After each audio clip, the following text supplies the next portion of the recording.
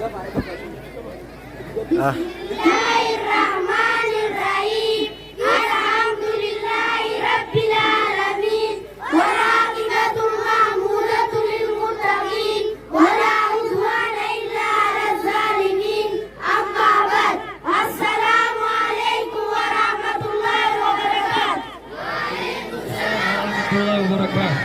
Furudu salati sirri salata tis'atun sagali hiya izi al-islamu islama tauda wal aqlu aqli kabachuda wa tamyizu wa tamamatuda wa mawladati adasa hududa wa izalatun najasatin najisatin bisuda wa sitru rawrati abasat tarajuda wa dukhulul waqti yara salata bawda wa istiqbalul qiblati qibla garagaluda wa niyati niyatuda gabi maka rasula eju devi muhammadin madalai maka zadi muhammadin madalai maka zadi gabi maka nayo saeju devi aminandalawi maka nayo zadi aminandalawi maka nayo zadi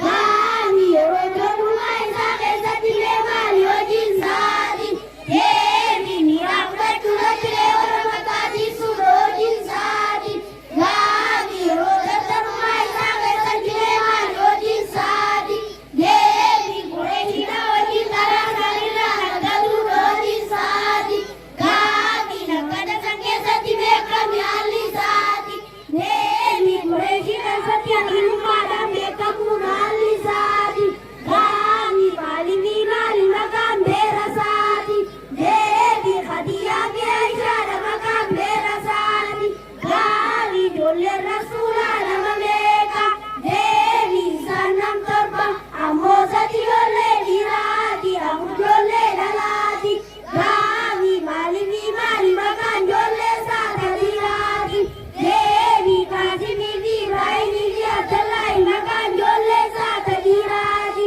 gani malimi mali makan jolle sada laladi devi fatima gi zainaba gi ummi ruqya makan jolle sada laladi gani sakalate sakutate namuni sadi desa devi makatalate makakutate namuni sadi makumabesa gani namuni sada lota sada barameta desa devi namuni sada lota sada baramutangesa gani gekami makalese sesunti sundara meka mileka devi akingoda utagoda nuti barakuda sadi sesunti sadi makasangesa gani barakuda sadi bodesa godasi sadi devi akingoda godasi zakara madina dadi. Assalamu alaikum warahmatullahi wabarakatuh. Allahu Akbar. Allahu Akbar. Allahu Akbar.